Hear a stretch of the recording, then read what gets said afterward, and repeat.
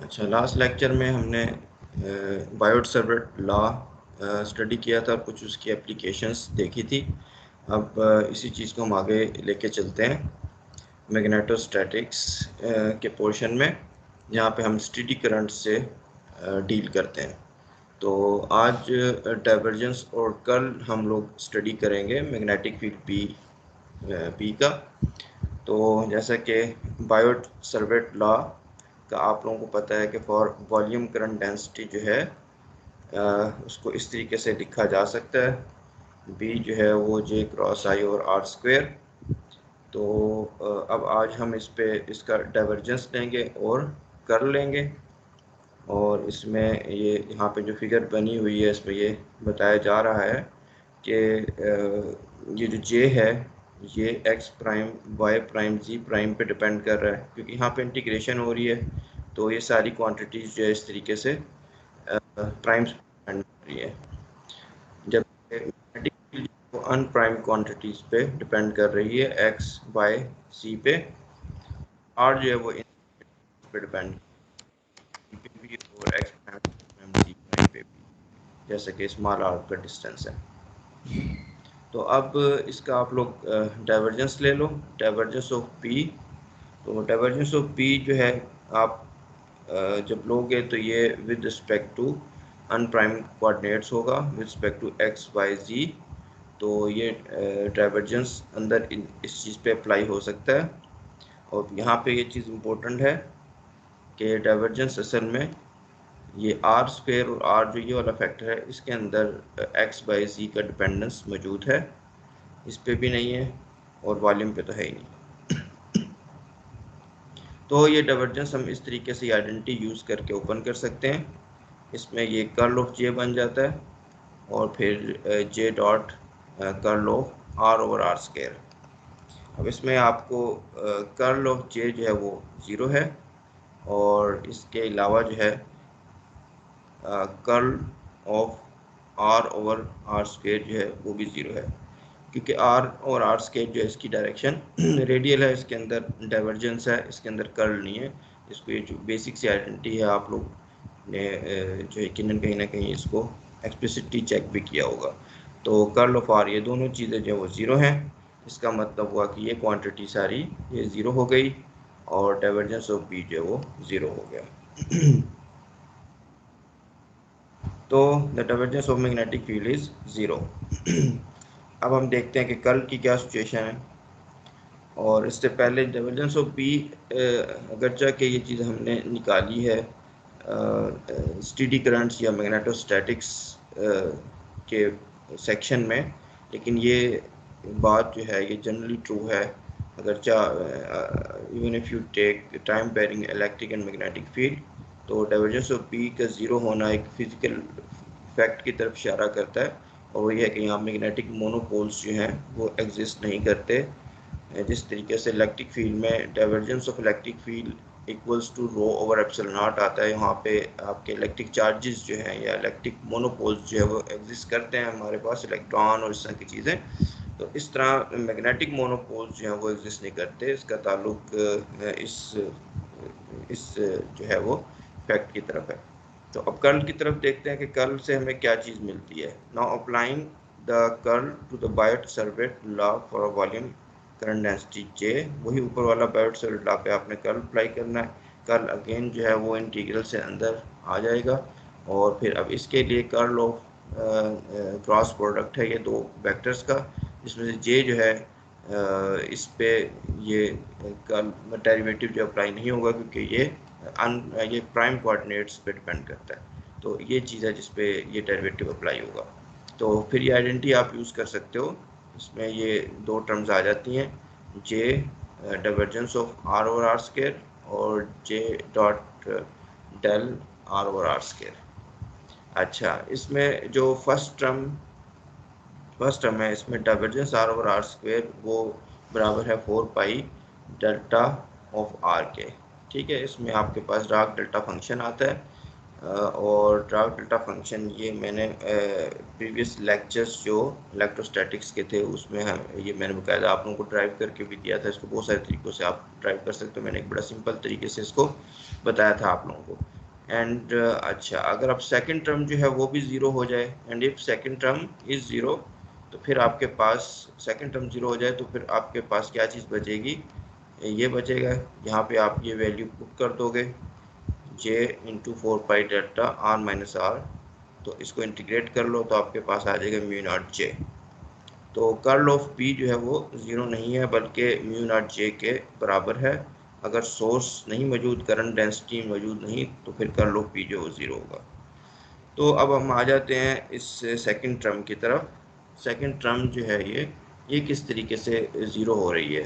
ठीक है, थोड़ी सी इसमें मैथमेटिक्स है और थोड़ी इसके अंदर फिज़िक्स है इससे रिलेटेड कि क्यों ये सेकंड टर्म जो है वो ज़ीरो होती है। तो अब सेकंड टर्म को आप देख लो, minus J dot del R और आर स्क्वायर। अब इसमें अगर आप देखो तो ये डेरिवेटिव जो है ये अप्लाई हो रहा है आर और आर स्क्वायर पे, और आर और आर स्क्वायर जो है इसका डिपेंडेंस जो है वो it's like R minus R prime. इसका डिपेंडेंस जो है वो आर माइनस आर प्राइम का है। तो डेरिवेटिव आप आर के रिस्पेक्ट से ले रहे हो, यानी कि एक वेरिएबल पे डिपेंड कर रहा है। तो डेरिवेटिव आप आर के रिस्पेक्ट से ले रहे हो, आप डेरिवेटिव आर प्राइम के रिस्पेक्ट से भी ले सकते हो। ठीक है, तो ट्रिक ये है कि यहाँ पे डेरिवेटिव रिस्पेक्ट टू आर है, मैं इसको चेंज कर लेता हूँ derivative respect to R prime. तो बस एक माइनस साइन जो है वो यहाँ पे अपीयर हो जाएगा जो इस माइनस साइन को किल कर देगा। तो यहाँ derivative respect to R prime बन गया। अच्छा, अब इसके करने का क्या फ़ायदा होगा, इसको करने का देखो आप, अब ये जब आप कर लेते हो तो अब यहाँ पे जस्ट फॉर सिंप्लिसिटी इसके अंदर आपके पास इसको आप लिख सकते हो R vector over R cube. यहाँ यूनिट वेक्टर है, इसको लिख दो R vector over R cube, और कार्टेशियन कोऑर्डिनेट्स में जाके आप इसका सिर्फ एक्स कंपोनेंट देख लो। एक्स कंपोनेंट में ये एक्स माइनस एक्स प्राइम बन जाएगा, एक्स माइनस एक्स प्राइम और आर क्यूब। तो बस एक कंपोनेंट पे हम बात करेंगे, वो आर्गूमेंट बाकी कंपोनेंट के लिए भी काफ़ी होगा। तो अब ये अगर सिचुएशन है तो इसको हम इस तरीके से लिख सकते हैं कि डेरिवेटिव जो है किस तरीके से ये लिखा जा सकता है। असल में तो ये इस चीज़ को इसने ओपन किया है कि डाइवर्जेंस ऑफ दीज टू, यानी एक scalar function into vector, divergence of scalar function into vector जो है वो बराबर होता है डाइवर्जेंस ऑफ वेक्टर साथ स्केलर फंक्शन ऐसे ही आता है, और फिर ये वाली चीज़ आ जाती है कि gradient of that scalar function जो है, ठीक है, J dot gradient of that. तो खैर ये आइडेंटिटी सिंपल सी है, ये यहाँ से निकलती है इससे। और अब यहाँ पे आप ये चीज़ देख सकते हो कि ये जो डाइवर्जेंस ऑफ जे है, अब जे जो है वो प्राइम कोऑर्डिनेट्स पर डिपेंड कर रहा है, तो डाइवर्जेंस ऑफ जे होता है partial rho by partial T के साथ रिलेटेड होता है कंटिन्यूटी इक्वेशन से। लेकिन हमने क्योंकि स्टेडी करंट हम डील कर रहे हैं उसमें डाइवर्जेंस ऑफ जे ज़ीरो होता है, तो ये वाली टर्म तो ज़ीरो हो गई। अब ये वाली टर्म रह गई, अब क्योंकि वहाँ पे ऊपर इंटीग्रल था इस पर, तो उसको हम दोबारा से लिख लेते हैं कि इस टर्म पे अगर इंटीग्रल है तो क्या सिचुएशन बनती है। तो इंटीग्रल ओवर वॉल्यूम दिस, तो ये डाइवर्जेंस है, इसमें आप थ्योरम लगा लो, डाइवर्जेंस थ्योरम। ठीक है, ये गॉस थ्योरम जो है इसको कहते हैं, जिसमें वॉल्यूम जो है वो कनेक्ट हो जाता है बाउंडिंग सरफेस के साथ, और यहाँ पे आपके पास जे डॉट डी ए आ गया।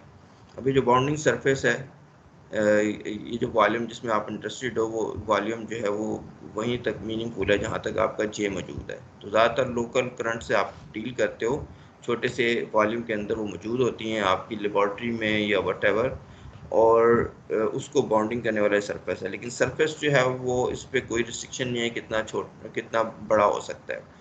ठीक है, एटलीस्ट इसको वो वॉल्यूम जो है जो कि आपका इंटरेस्टिंग, जिसमें आप जिस वॉल्यूम में इंटरेस्टेड हो उसको इनक्लोज करना चाहिए। तो इस सरफेस को जो है आप बहुत बड़ा कर सकते हो, बहुत बड़ा कर सकते हो, make the size of the surface bigger. तो यहाँ जितनी भी क्वांटिटीज़ हैं वो they are evaluated at the surface. जब आप सरफेस बहुत बड़ा कर देते हो और आपकी जो करंट्स हैं वो छोटे से हिस्से में मौजूद हैं और फिर वो सरफेस पे मौजूद नहीं है, तो ये इंटीग्रल जो है वो ज़ीरो हो जाएगा। या फिर ये है कि जे जो है वो इन्फिनिटी तक जा रहा है लेकिन बहुत ही स्लोली जा रहा है, तो वहाँ पे भी स्टेशन होल्ड कर सकती है। खैर, तो make the size of the current bigger such that J goes to zero, तो यहाँ पे ये वाली टर्म भी जीरो होगी। इस तरीके से वो जो दोनों टर्म्स हैं मैंने आप लोगों को बता दिया इसका किस तरीके से जो है ये वो सेकंड टर्म जो है वो 0 होती है। तो फाइनली हमारे पास जो आंसर बचा वो है curl of B equals to mu naught J. Curl of B equals to mu naught J, इसको हम एम्पेयर्स लॉ भी कहते हैं इन डिफरेंशियल फॉर्म। तो ये एम्पेयर्स लॉ है डिफरेंशियल फॉर्म में। मैग्नेटिक फील्ड के अंदर डाइवर्जेंस नहीं है, मैग्नेटिक फील्ड के अंदर कर्ल है। ठीक है, कर्ल है, ये स्टैटिक्स जो है वो मैग्नेटोस्टैटिक्स है। और अगर आप देखोगे कि जब आप डायनेमिक्स कंसिडर करोगे, जब टाइम पेयरिंग करंट्स जो है वो आप कंसिडर करोगे, तो इसमें एक और टर्म भी आएगी। तो यूजिंग, जो कि आप यहाँ से भी गैस कर सकते हो, इस टर्म को जब हमने ये जो डाइवर्जेंस ऑफ जे वाली टर्म थी, इसको मैंने स्टेडी करंट्स के हवाले से ज़ीरो किया। अदरवाइज डाइवर्जेंस ऑफ जे जो है वो partial rho by partial T. तो समहाउ कुछ एक और टर्म हमें यहाँ से भी लग रहा है कि आनी चाहिए, लेकिन वो जो है वो अगर आपका स्टेडी करंट्स वाला केस नहीं है, तो इसमें एक और ये मॉडिफाई होगा लेटर जो है। ठीक, curl of P equals to mu naught J. तो ये इसकी डिफरेंशियल फॉर्म है। तो हम इसकी जो है वो इंटीग्रल फॉर्म भी बना सकते हैं। उसके लिए आप स्टोक्स थ्योरम यूज़ कर लो।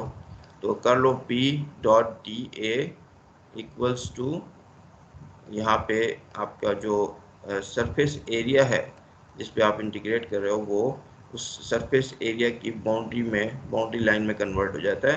तो B dot D L equals to mu naught, अब इस साइड को देख लो, mu naught J dot D A. तो जे जो है वो क्या है, करंट पर यूनिट एरिया। तो इसको तो डायमेंशनली आप देख सकते हो, this is something equals to current. तो यहाँ पे इसको हम कहते हैं आई इनक्लोज, वो करंट जो कि उस लूप में इनक्लोज हो रही है। यहाँ पे आप इसकी वो शक्ल भी देख सकते हो, ये सरफेस एरिया है, इसके अंदर वॉल्यूम करंट डेंसिटी जो है वो फ्लो कर रही है। तो ये इस सरफेस एरिया की बाउंड्री लाइन है। इस बाउंड्री लाइन को आप जो है वो एम्पीरियन लूप भी कह सकते हो। तो here I enclosed is the total current passing through the surface enclosed by the Amperian loop. तो इस तरीके से फाइनली हमारे पास एम्पेयर्स लॉ आ गया है इंटीग्रल फॉर्म में। ठीक है, तो बी डॉट डी एल को आपने इंटीग्रेट किया क्लोज लूप पे, is equal to mu naught I enclosed. तो ये जो है हमने जो रिजल्ट निकाला, इसमें आप काफ़ी सिमिलैरिटीज़ जो है वो देख सकते हो इलेक्ट्रोस्टैटिक्स के केस में। जैसे कि यहाँ पे हम बायोट सर्वेट लॉ पढ़ रहे हैं, जो कि बिल्कुल इन पैरेलल जो इलेक्ट्रोस्टैटिक कूलम फोर्स या कूलम लॉ के पैरेलल में है। और वहाँ कूलम लॉ के कोरस्पॉन्डिंग जो है, अगर आपने इलेक्ट्रिक फील्ड और इस तरह की चीज़ें निकालनी है, तो गाउसेस लॉ है। और यहाँ पे उसके कोरस्पॉन्डिंग जो है वो एम्पेयर्स लॉ है। वहाँ पे चार्ज इनक्लोज जो है वो इम्पोर्टेंट होता है, यहाँ पे करंट इनक्लोज जो है वो इम्पोर्टेंट है। तो यहाँ पे थोड़ी सी ब्रेक करते हैं, देखते हैं कुछ स्टूडेंट्स की तरफ से कोई अगर क्वेश्चन है।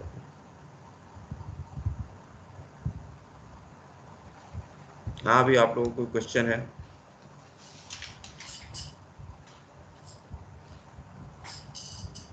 लगता है सारे सो नो रहे सर। हैं। No sir. सर एक्चुअल में वो स्टूडेंट्स हैं ही कम, वो मेरे अच्छा, ख्याल मैं में थोड़ी टाइम देर टेबल स्टॉप वो करूँगा, अगर क्वेश्चन है फिर मैं आगे चलूँगा।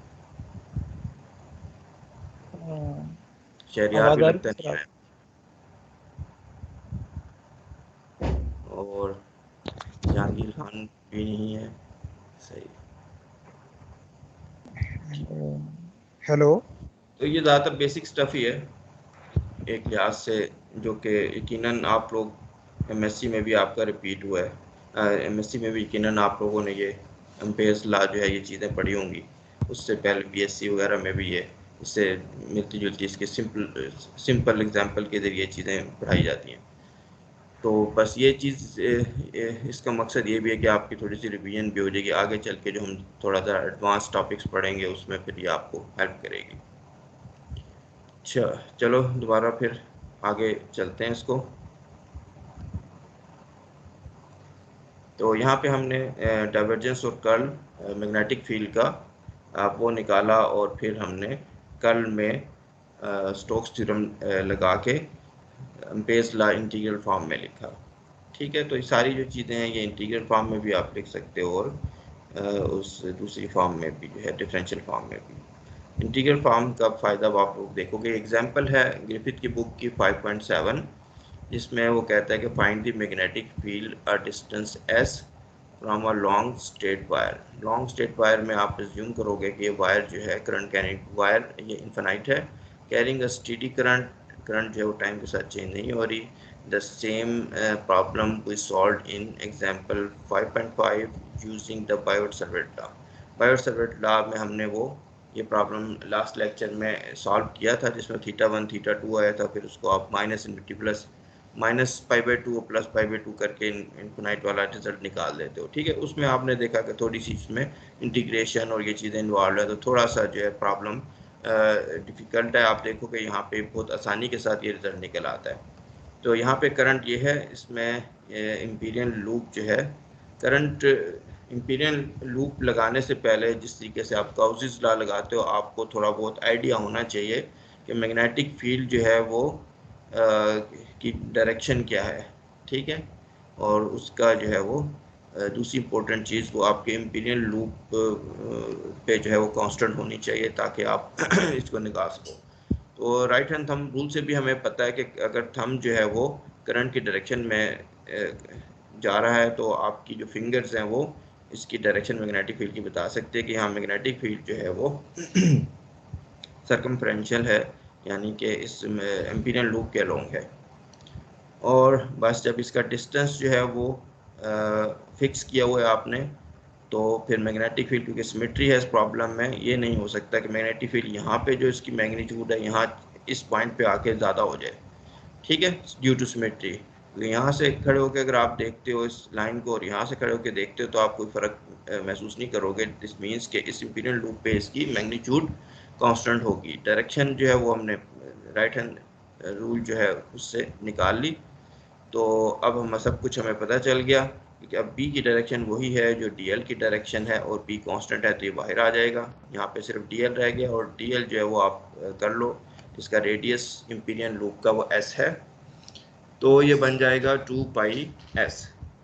अब दूसरी साइड क्या है, वो है म्यू नॉट आई इनक्लोज। तो करंट इनक्लोज जो है, जो इसमें से करंट पास कर रही है वो आई है। बस अब ये दो चीज़ें आपके पास आ गई हैं, इधर से आप बी निकाल सकते हो, B equals to mu naught I और 2πs। तो मैग्नेटिक फील्ड आपने देखा कि एक स्टेप के अंदर ही मैग्नेटिक फील्ड आपने निकाल ली। तो इसमें जो चीज़ इम्पोर्टेंट है वो ये है कि अगर ऐसी सिमेट्रिकल सिचुएशन है जहाँ पे फिर ये एम्पेयर्स लॉ यूज़फुल होगा, तो फिर आप ये निकाल सकोगे। जैसे कि गॉस लॉ जो है वो भी अप्लाई होता है तमाम सिचुएशन में, लेकिन यूज़फुल होगा उन सिचुएशन में जहाँ सिमेट्री है, जहाँ पे आपको थोड़ा हाउ नाउ है कि मैग्नेटिक फील्ड या इलेक्ट्रिक फील्ड जो है वो कैसे वेरी कर रही है, कैसे हम एक्सपेक्ट कर रहे हैं कि वेरी कर सकती है, उसकी डायरेक्शन क्या है। ठीक, यहाँ पे हमने ये चीज़ निकाल ली फ़ौरन से। इसके अलावा ये एग्जांपल 5.8 है, ये आप लोगों के लिए रीडिंग असाइनमेंट के तौर पे है। Find the magnetic field of an infinite uniform surface current K equals to Kx flowing over the XY plane. ठीक है, तो यहाँ पे एक जिस तरीके से हमने इनफाइनाइट शीट चार्ज डेंसिटी की थी, उसकी इलेक्ट्रिक फील्ड निकाली थी, इससे मिलता जुलता यही प्रॉब्लम है कि वो शीट जो है वो लेट से वो मूव कर रही है, तो वो सरफेस करंट जो है वो बना देगी। ठीक है, कांस्टेंट मैग्नीट्यूड की, तो उसकी जो है आपने मैग्नेटिक फील्ड निकालनी है। तो ये आप प्रॉब्लम नहीं, एग्जांपल है, ग्रिफिथ के अंदर मौजूद है, इसको आप देख लो। मैं एक दूसरी एग्जांपल आप लोगों को कराऊंगा, हेलो। वो है 5.9। Find the magnetic field of a very long solenoid. तो ये सोलिनॉइड है, वेरी लॉन्ग मींस इनफिनाइट है ये, consisting of n closely bound turns per unit length. तो number of turns per unit length जो स्मॉल n से represent होंगे, यहाँ पे नंबर ऑफ टर्न्स हैं on a cylinder of radius r, ये r रेडियस का सिलेंडर है, and carrying a steady current I। तो यहाँ पे बहुत सारे लूप्स हैं, वायर जो है वो आपने रैप की हुई है इसके अराउंड, और यहाँ उसके अंदर करंट I जो है वो गुजर रही है। और तो इस प्रॉब्लम को सिंप्लीफाई करने किया जा सकता है कि आप ये जूम करो, क्योंकि ये इन्फिनाइट सिलेंडर है, इसमें जो टर्न्स हैं वो बहुत करीब करीब लगाए गए हैं कि उसको तकरीबन जो है आप एक कंटिन्यूम लिमिट में डिस्कस कर सकते हो। कंटिन्यूम लिमिट मींस कि यहाँ पे वायर्स के बजाय आप इसको सरफेस करंट के तौर पे डील कर सकते हो। तो आप अपने जहन में इस प्रॉब्लम को इक्विवेलेंट प्रॉब्लम ये बन जाता है, equivalent uniform surface current density, इसमें के जो है वो n टाइम्स आई होगी। तो यहाँ पे n क्या है, number of turns per unit length. तो ये इफेक्टिवली जो है आपकी ये करंट पर यूनिट लेंथ वाली चीज़ बन जाती है, जो कि सरफेस करंट डेंसिटी है। इसमें पहला क्वेश्चन ये बनता है कि first of all what is the direction of B. Magnetic field की डायरेक्शन का हमें कैसे पता चले यहाँ पे, ताकि हम यहाँ पे एम्पेयर लॉ जो है वो लगा सकें। तो मैग्नेटिक फील्ड इसकी सिलेंड्रिकल जो सिचुएशन है, इसमें आपके जहन में 3 कोऑर्डिनेट्स आ जाएंगे। या तो मैग्नेटिक फील्ड क्या रेडियल डायरेक्शन में है, यहाँ पे जो रेडियल डायरेक्शन है वो सिलेंड्रिकल एस है, क्या ये रेडियल डायरेक्शन में है, क्या ये ठीक है एजीम्यूथल डायरेक्शन में है यानी फाई डायरेक्शन में है, क्या ये जो है वो जी के लॉन्ग है। 3 ऑप्शन हैं, तीनों को हम डिस्कस कर लेते हैं। सबसे पहली जो ऑप्शन है उसमें अगर ये कहा जाए कि मैग्नेटिक फील्ड जो है वो रेडियल है, इसके लिए ग्रिफिथ ने क्या आर्गूमेंट लिखा हुआ है कि लेट से मैग्नेटिक फील्ड जो है वो हम एज्यूम करते हैं कि रेडियल है। इसकी रेडियल है तो सिलेंडर के सेंटर से बाहर की तरफ निकल रही है। अब अगर आप करंट की डायरेक्शन को रिवर्स कर दो, करंट की डायरेक्शन को जब आप रिवर्स कर दोगे, आई को माइनस आई कर दोगे, तो बायोट-सावर्त लॉ से पता चलता है कि मैग्नेटिक फील्ड की डायरेक्शन भी ऑपोजिट हो जाएगी। तो पहले अगर ये मैग्नेटिक फील्ड हमने एज्यूम किया कि बाहर निकल रही है रेडियली, तो फिर ये क्या हो जाएगी, टुवर्ड्स द सेंटर, ठीक है, टुवर्ड्स द एक्सिस, जो है दरमियान में जो एक्सियल एक्सिस है उसकी तरफ हो जाएगी। लेकिन इसको आप देख सकते हो कि ये बात सही नहीं है, क्योंकि करंट को आई को माइनस आई करना ऐसे ही है जैसे कि आप इसको सिलेंडर को अप साइड डाउन जो है वो टर्न कर दो। ठीक है, अगर मैग्नेटिक फील्ड इसकी बाहर निकल रही है, चाहे मैं इसको सीधा रखूं चाहे इसको बिल्कुल उल्टा कर दूं, तब भी मैग्नेटिक फील्ड को बाहर ही निकलना चाहिए, आप अंदर नहीं हो जाना चाहिए। लेकिन हम देख रहे हैं कि हम बायोट-सावर्त लॉ के थ्रू इस चीज़ को जब देखने की कोशिश करते हैं कि मैग्नेटिक फील्ड रेडियली बाहर जा रही है और हमने आई को माइनस आई किया, तो मैग्नेटिक फील्ड उसकी अपोजिट हो जानी चाहिए यानी कि अंदर चली जानी है, तो कंट्राडिक्शन आ गया। इसका मतलब है कि यहाँ पे मैग्नेटिक फील्ड रेडियल डायरेक्शन में नहीं हो सकती। ठीक है, ये आर्गूमेंट ग्रिफिथ ने लिखा हुआ है, आप वहाँ भी पढ़ सकते हो अगर आपको समझ आ गया। अगर नहीं समझ आया तो मैं दोबारा से उसको रिपीट कर दूँगा। इसके बाद सेकंड चीज़ जो हम वो देख लेते हैं कि क्या मैग्नेटिक फील्ड जो है वो सर्कमफ्रेंशियल है, यानी इस तरीके से घूम रही है एजीम्यूथल डायरेक्शन में। तो उसके लिए बड़ा आसान सा काम है कि आप यहाँ पे एक इम्पीरियल लूप जो है लगा लो। ठीक है, इम्पीरियल लूप अगर आप लगा लेते हो तो इस लूप में कम से कम आप ये देख सकते हो, अगर इस लूप पे आप दौड़ते हो तो कोई एक पॉइंट दूसरे पॉइंट के मुकाबले में स्पेशल नज़र नहीं आएगा आपको, तमाम पॉइंट्स जो वो सेम है, विच मीन्स कि मैग्नेटिक फील्ड अगर जो भी होगी वो इस इम्पीरियल लूप पे कांस्टेंट होगी। तो दूसरी चीज़ आपने कहा कि बी जो है फाई के लॉन्ग है, तो फिर यहाँ पे आप इस इंटीग्रल को आराम से सॉल्व कर सकते हो। ये बी फाई इंटू 2πs हो गया, म्यू नॉट आई इनक्लोज। अब करंट जो इनक्लोज है इसके अंदर वो ज़ीरो है। ठीक है, क्योंकि करंट जो है वो इसके अंदर इनक्लोज जो है वो, क्योंकि आप समझो कि करंट जो है वो बिल्कुल इसी तरीके से घूम वो हुई हुई है, बाइंड हुई हुई है। तो करंट इनक्लोज क्योंकि ज़ीरो है तो बी फाई जो है वो ज़ीरो हो जाएगा। ठीक है, अनलेस के वो करंट जो है उसमें बहुत ज़्यादा ये इस तरीके से थोड़ा सा तिरछी सी हो बहुत ज़्यादा, तो हमने यहाँ इतना ज़्यादा जो है उसको अस्यूम किया कि करंट की डायरेक्शन बिल्कुल जो है वो फाई के लॉन्ग है, इसलिए करंट जो है वो इस लूप के अंदर से पास नहीं करेगी, बल्कि इसके साथ साथ वाइंडिंग हुई है तो घूमती रहेगी। तो इसलिए करंट इनक्लोज जो है वो ज़ीरो है, बी फाई ज़ीरो हो गया। तो दो चीज़ें हमने रूल आउट कर दी, ना तो करंट बी जो है वो एस डायरेक्शन में भी नहीं है और बी जो है फाई डायरेक्शन में नहीं है। तो अब एक चीज़ बची है कि बी जो है वो जी डायरेक्शन में है। तो अब हम यहाँ पे बी को जी डायरेक्शन में लेते हुए चलेंगे, और इवन थोड़ा बहुत आप लोग इसको गैस भी कर सकते हो अगर आप लोग राइट हैंड थंब रूल लगाते हो। ठीक है, अपना थंब जो है वो इस करंट की डायरेक्शन में कर लो और फिंगर्स इसके इर्द गिर्द कर्ल करो, तो आपको हर करंट के इर्द गिर्द मैग्नेटिक फील्ड का आइडिया हो जाएगा। उससे आप देख सकोगे, उससे भी आप देख सकोगे कि तुम लूप में जो मैग्नेटिक फील्ड्स हैं वो आपस में किस तरीके से इन साइड आप देखोगे कि वो आपको लगेगी कि ये ऊपर की तरफ है, और आउटसाइड जो है वो सारी बाहर नीचे की तरफ है। ठीक है, तो कम से कम यहाँ पे जी के डायरेक्शन में होना जो है वो आपको एक लिहाज से गैस हो जाएगा। लेकिन अब आप देखोगे कि मैग्नेटिक फील्ड जो है वो सिर्फ इनसाइड एग्जिस्ट करती है, आउटसाइड नहीं करती। उसके लिए हम क्या करेंगे, उसके लिए हम लूप कंसिडर करेंगे। ठीक है, so the magnetic field of an infinite closely bound solenoid runs parallel to the axis, ये हो गया जी के लॉन्ग है। और अब ये जो लूप है इसको पहले आप कंसिडर कर लो, Amperian loop L1 rectangle shape का और जो कि लाई कर रहा है आउटसाइड द सोलिनॉइड। तो loop 1 lies entirely outside the solenoid with its sides at distance a and b from the axis। ये a डिस्टेंस पे है, ये b डिस्टेंस पे है। ठीक है, ऊपर से आप देख सकते हो इसको, ये a डिस्टेंस पे, ये b डिस्टेंस पे। अब यहाँ पे आप मैग्नेटिक फील्ड वाली चीज़ लगा लो, एम्पेयर्स लॉ लगाओगे आप, तो ये दो साइड्स जो हैं ये कंट्रीब्यूट नहीं करेंगी, क्योंकि मैं हम बी जो है वो रेडियल डायरेक्शन में, एस डायरेक्शन में नहीं है। ठीक है, ऊपर वाली जी डायरेक्शन में है तो ये परपेंडिकुलर हो गई, ये नहीं कंट्रीब्यूट कर रही। तो यहाँ पे ये दो वाली जो है ये आ जाएंगे आपके पास, बी जो है इसके, तो B A minus B B into L.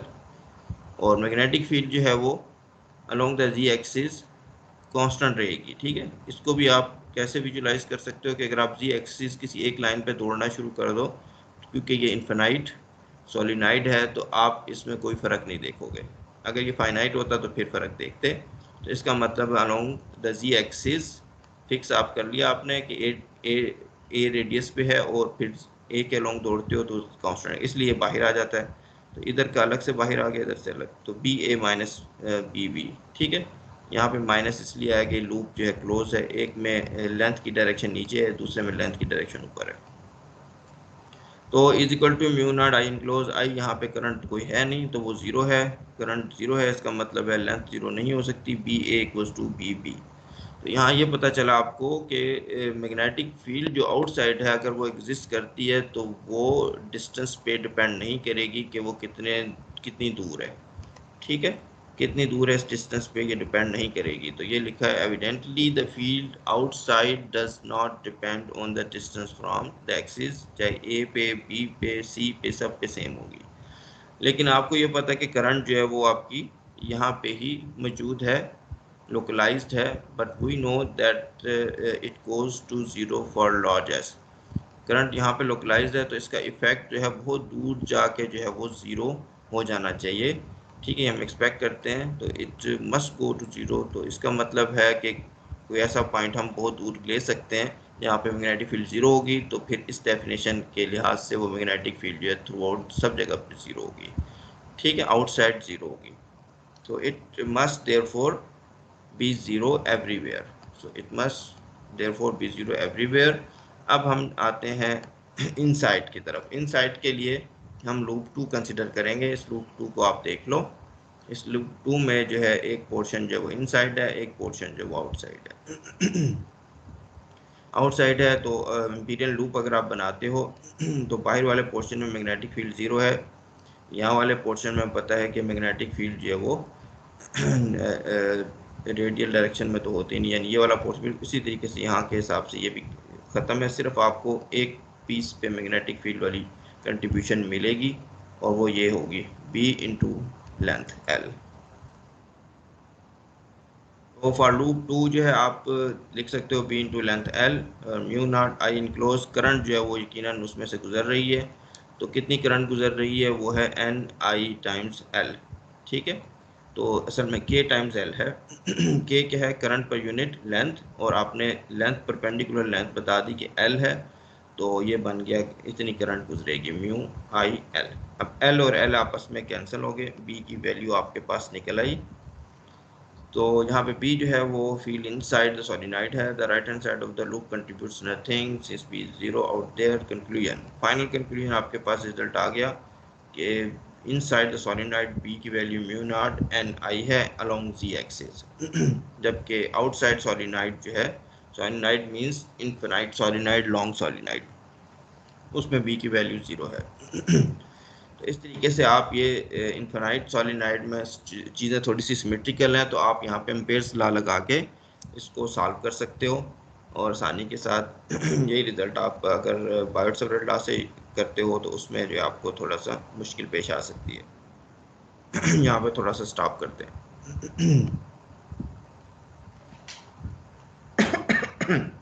Question है कोई आप लोगों का?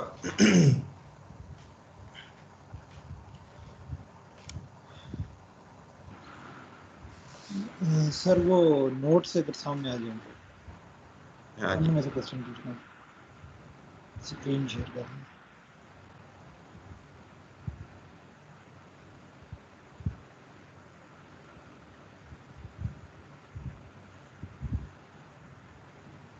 अच्छा। चलो सही है, फिर हम आगे चलते हैं। तो ये आगे चलते हैं इसमें। अब इसमें जो सॉलिनॉइड है, एक तरह से उसको अगर आप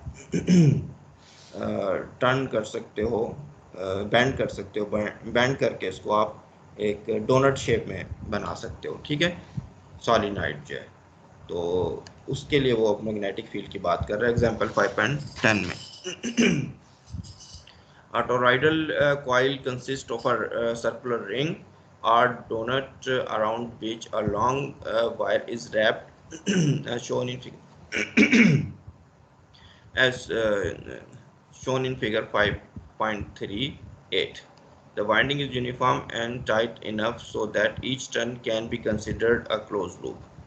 ठीक है, तो इस तरीके से बाइंडिंग की हुई है कि वो क्लोज लूप के तौर पे आप उसको ट्रीट कर सकते हो। तो cross sectional shape of the coil is immaterial, is unimportant. तो क्रॉस सेक्शनल जो शेप है वो कहता है अनइम्पोर्टेंट है। I made it rectangular in figure 5.38 for the sake of simplicity.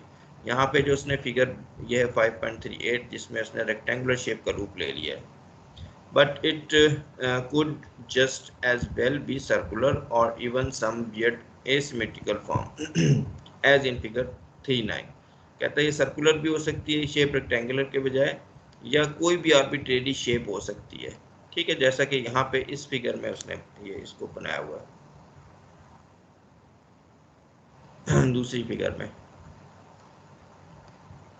अच्छा, just as long as the shape remains the same all the way round the ring.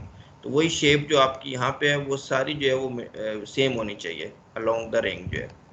In that case, it follows that the magnetic field of the toroid is circumferential at all points, both inside and outside the loop, the coil।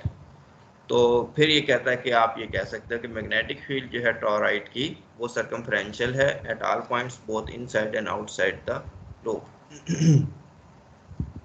तो magnetic field इसकी circumferential है, ठीक है। तो इसमें थोड़ा सा portion में स्किप करता हूँ। यहाँ पे आप एम्पेयर्स लॉ अगर इस पे लगाना चाहते हो तो ठीक है, आप सर्कुलर शेप भी ले सकते हो, रेक्टेंगल शेप भी ले सकते हो, और फिर आर्ग्यू कर सकते हो कि वाकई जो है ये सिचुएशन एग्जिस्ट करती है।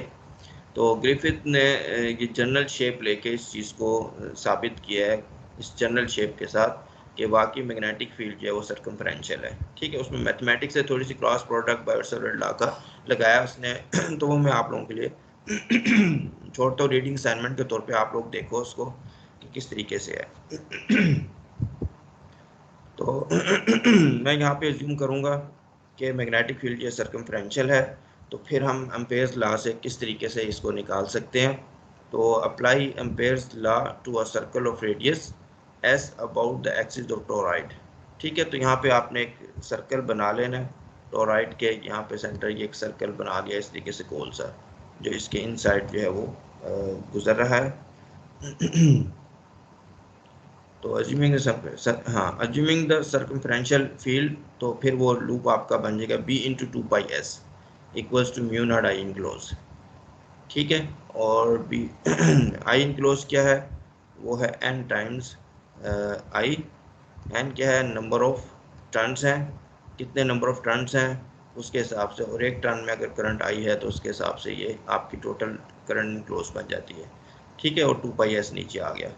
तो बी जो है वो कहता है for points inside the coil, ये आंसर रहेगा for points outside the coil.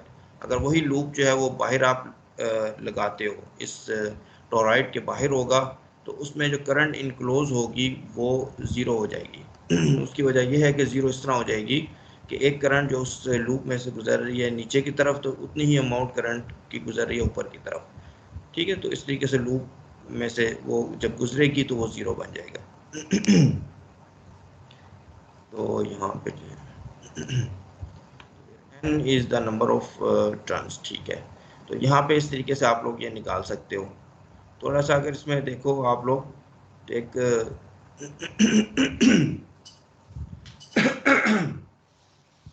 बिल्कुल सॉलिनॉइड वाली जो सिचुएशन है वो बन रही है यहाँ पे। तो क्यों गला ख़राब हो गया थोड़ा। और इस पे कोई आप लोग कमेंट करना चाहते हो इस प्रॉब्लम पे सॉलिनॉइड के या टोरॉइड के, तो अभी थोड़ा सा मैं एक ब्रेक ले लेता हूँ, इसमें आप बताओ अगर आप लोग कर सकते कुछ कहना चाहते हो इस पर।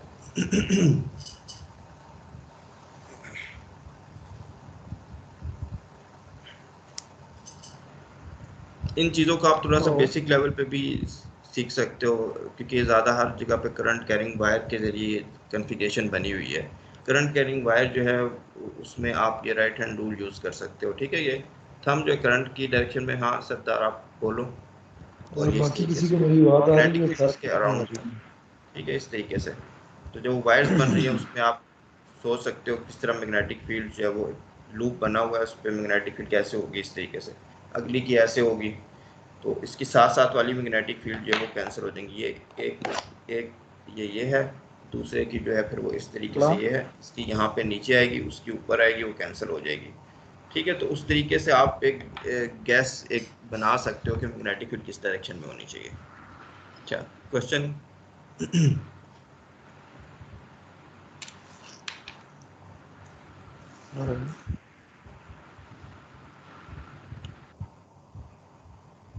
सरदार जियाद मुनीर, क्वेश्चन है आपका? अच्छा, सर है तो, लेकिन आपकी आवाज नहीं है। चलो फिर हम आगे चलते हैं। हेलो। यहाँ पे हमारे पास आ गया ये भी अब कुछ प्रॉब्लम्स हैं ग्रिफिथ के। इसमें 5.13 है वो मैंने यहाँ डाल दिए हैं ताकि आप ये वाले ट्राई कर लो, इनको समझने की कोशिश कर लो। Steady current I flows down a long cylindrical wire of radius A. ये रेडियस का ये सिलेंड्रिकल जो है ये वायर है, इसमें करंट जो है वो फ्लो कर रही है इस डायरेक्शन में। Find the magnetic field both inside and outside the wire. Magnetic field find करनी है आपने इनसाइड भी और आउटसाइड भी। अब क्योंकि करंट इस डायरेक्शन में मूव कर रही है तो राइट हैंड जो थंब रूल है उसको यूज़ करते हुए आपको अंदाज़ा हो जाना चाहिए कि मैग्नेटिक फील्ड किस तरह की होगी। वो इस तरह सर्कमफ्रेंशियल एजीम्यूथल डायरेक्शन की होगी। तो आपने इम्पीरियल लूप जो है वो इस डायरेक्शन का लगाना है। एक इनसाइड लगाओगे तो इनसाइड मैग्नेटिक फील्ड पता चल जाएगी एक, ठीक है, और आउटसाइड लगाओगे तो आउटसाइड की पता चल जाएगी। तो ये बिल्कुल जो है ये गॉसेस लॉ के पैरेलल में ये चीज़ काम करेगी। The current is distributed in such a way that J is proportional to S। अब यहाँ पे करंट उसने कहा कि इस तरह डिस्ट्रीब्यूटेड है कि J is proportional to S। यहाँ यूनिफॉर्म करंट नहीं है बल्कि जैसे जैसे S जो है वो बढ़ता जा रहा है, करंट की मैग्नीट्यूड बढ़ रही है, दरमियान में करंट की वैल्यू ज़ीरो है, इस तरीके से है। कोई भी वो डिपेंडेंस आपको दे सकता है। ठीक है, जब तक कि वो डिपेंडेंस जो है वो एंगल पे डिपेंड नहीं करता, ठीक है, तब तक आप इम्पीरियल लूप लगा सकते हो। यहाँ पे एस पे डिपेंड करता है अगर सिर्फ। ठीक है, जिस तरीके से स्फेरिकल केस चार्ज डिस्ट्रीब्यूशन मैंने आपको बताई थी कि जब तक वो आर पे डिपेंड करती है तब तक आप वो स्फेरिकल शेप का गाजियन सरफेस ले सकते हो। जब वो एंगल्स पे थीटा फाइव पे डिपेंड करेगी फिर आपके लिए मसला है, फिर वो जो गाजिस ला है या यहाँ इस केस में एम्पीरियन एम्पेयर ला है वो इतना यूज़फुल नहीं होगा। होल्ड तब भी करेगा लेकिन फिर उसके वो चीज़ थोड़ी सी कॉम्प्लिकेटेड बन जाएगी। तो ये बिल्कुल सिंपल प्रॉब्लम है, इसको आप देख लो। इसके बाद ये प्रॉब्लम देख लो आप, टू लॉन्ग कोएक्सियल सॉलिनॉइड्स। ठीक है, लॉन्ग मींस इनफिनाइट है, दो और ईच कैरिंग करंट आई, दोनों में करंट आई है but in opposite direction as shown in figure 5.4। तो एक बड़े वाला है और एक छोटे वाला है। एक में करंट अगर जो है वो क्लॉकवाइज है, दूसरी में एंटी क्लॉकवाइज है। द इनर सोलिनॉइड का जो रेडियस है वो ए स्मॉल ए है और has n1 turns per unit length, और आउटर जो है उसका रेडियस बी है, हैज़ n2 जो है turns per unit length. Find B in each of three region inside the inner solenoid और बिटवीन देम एंड आउटसाइड. तो अब ये देख लो आप यहाँ पे कि आउटसाइड जो है, दोनों के आउटसाइड बाहर तो मैग्नेटिक फील्ड ज़ीरो होगी, ठीक है, और दोनों के दरमियान में छोटे वाले के जो बाहर होगी तो छोटे वाले के बाहर तो मैग्नेटिक फील्ड छोटे वाले की वजह से ज़ीरो होगी, लेकिन बड़े वाले की वजह से होगी, वो आपको पता है, रिजल्ट हमने ऊपर निकाल लिया. और छोटे वाले के अंदर जो है वो ना सिर्फ छोटे वाले की वजह से भी होगी और बड़े वाले सोलिनॉइड की वजह से भी होगी, ठीक है, दोनों की वजह से होगी, लेकिन क्योंकि करंट जो है वो अपोजिट डायरेक्शन में है तो क्या होगा, दोनों की वैल्यू जो है वो अपोजिट होगी मैग्नेटिक फील्ड की, ठीक है. तो वो आप देख लो, एक आसान सा इंटरेस्टिंग प्रॉब्लम है. इसके अलावा क्या है, show that the magnetic field of infinite solenoid runs parallel to the axis. तो ये आपसे कह रहा है कि वो parallel to the axis run करती है regardless of the cross sectional shape of the coil. तो हमने सॉलिनॉइड का जो प्रॉब्लम सॉल्व किया उसमें सर्कुलर जो है वो शेप ली थी उनकी लूप्स की, करंट लूप्स की. यहाँ पे वो कह रहा है कि ये चीज़ होल्ड करती है बहुत ज़्यादा जनरल, कि अगर वो शक्ल जो है उसकी स्क्वायर हो जाए, रेक्टेंगुलर हो जाए या और कोई शेप हो जाए, तब भी जो है रिजल्ट हमारा चेंज नहीं होगा. तो वो कह रहे हैं इस चीज़ को आप साबित करो, regardless of the cross sectional shape of the coil as long as the shape is constant along the length of the solenoid. जब तक जो है वो शेप जो है वो through out the solenoid same होनी चाहिए. बिल्कुल वही चीज़ जो कि इसने टोरॉइड के हवाले से बताई है, टोरॉइड की एग्जांपल में. यहाँ मैंने वो डिस्कस नहीं किया, मैंने आप लोगों को असाइनमेंट के तौर पे कहा है कि आप देखो उसने क्या डिस्कशन किया. वो जो डिस्कशन इसने इस चीज़ को साबित करने के लिए की है कि इसकी जो मैग्नेटिक फील्ड है और वो चीज़ जो है वो इंडिपेंडेंट है इसकी शेप के हिसाब से और सिर्फ प्रेफरेंशियल डायरेक्शन में है. यही आर्गूमेंट आपने वहाँ पे भी यूज़ करना है सॉलिनॉइड के लिए, कि सॉलिनॉइड जो है वो उसकी जो अगर उसकी सर्कुलर ना हो और कोई भी आर्बिट्रेरी शेप हो तब भी उसकी मैग्नेटिक फील्ड जी के लॉन्ग होगी. बस वो आपने कर लिया तो आगे सारी चीज़ आसान है. फिर एम्पेयर लूप से आप उसको सॉल्व कर सकते हो. What is the magnitude of the field inside and outside such a coil, show that the toroid field reduces the solenoid. तो ये आप कर लो ये प्रॉब्लम जो है. इसके बाद 5.11 है, in calculating the current enclosed by an Amperian loop one must in general evaluate an integral of the form this. ठीक है, the trouble is there are infinitely many surfaces that share the same boundary line. Which one are we supposed to use? तो यहाँ पे आप जब integrate कर रहे हो, एक सरफेस एरिया है, तो सरफेस जो है वो जो बाउंड्री लाइन को, ठीक है, एम्पीरियन लूप के हिसाब से आप सरफेस एरिया बहुत सारे बना सकते हो. ठीक है, एम्पीरियन लूप के हिसाब से एक बिल्कुल फ्लैट सा बना सकते हो, एक थोड़ा सा जो बड़ा सरफेस बना सकते हो, एक बहुत ही बड़ा सरफेस बना सकते हो. तो वो कह रहे हैं कि यहाँ पे कन्फ्यूजन है कि कौन सा हमें यूज़ करना चाहिए. तो इसमें आंसर ये है कि ये जो चीज़ है ये इंडिपेंडेंट है सरफेस एरिया की शेप से, उसके साइज़ से. जो भी आप यूज़ करोगे आंसर सेम आएगा, और इसमें यूज़ फिर आप वही करोगे जिसमें आपको कन्वीनियंस होगी. ठीक है, कन्वीनियंस सरफेस जो है वो यूज़ करोगे. तो आंसर इसमें यह है कि इस पर डिपेंड नहीं करता कि वो साइज़ क्या होगी, कौन सा किस किस्म का हमें सरफेस बनाना है. चीज़ इम्पोर्टेंट है वो बाउंड्री लाइन है. उस बाउंड्री लाइन के साथ ये जुड़ा हुआ हो. बाउंड्री लाइन डिफरेंट नहीं होनी चाहिए सरफेस एरिया की जो है. अच्छा, अब आगे चलते, यहाँ पे फिर एक छोटा सा मैं स्टॉप कर लेता हूँ. आगे फिर हम वेक्टर पोटेंशियल जो है वो पढ़ेंगे. तो अगर आप लोगों को क्वेश्चन है तो यहाँ थोड़ी देर के लिए हम स्टॉप कर लेते हैं.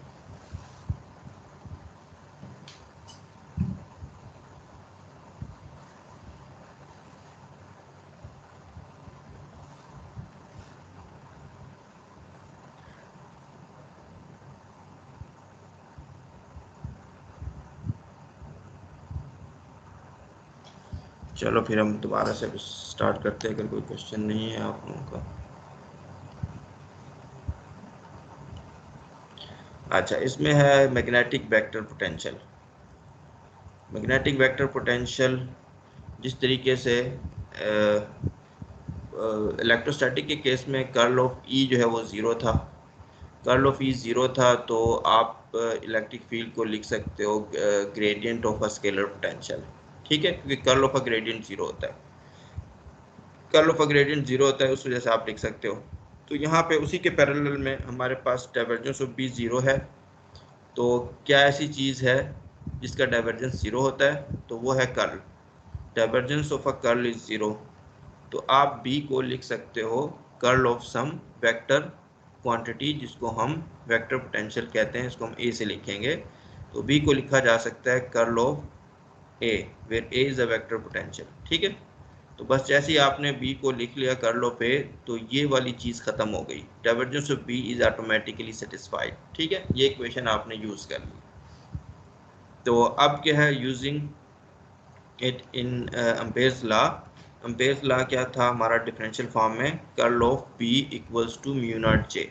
इसके अंदर हम अब बी की ये जो चीज़ है ये पुट कर लेते हैं, ठीक है। असल में हमने divergence of B equal to zero यहाँ पे पुट कर दिया, B equals to curl of A, curl of A कर दिया, तो कर्ल ऑफ ए इसकी आइडेंटिटी है, वो है gradient of divergence of A minus del square A, ठीक है, इक्वल टू म्यू नॉट जे।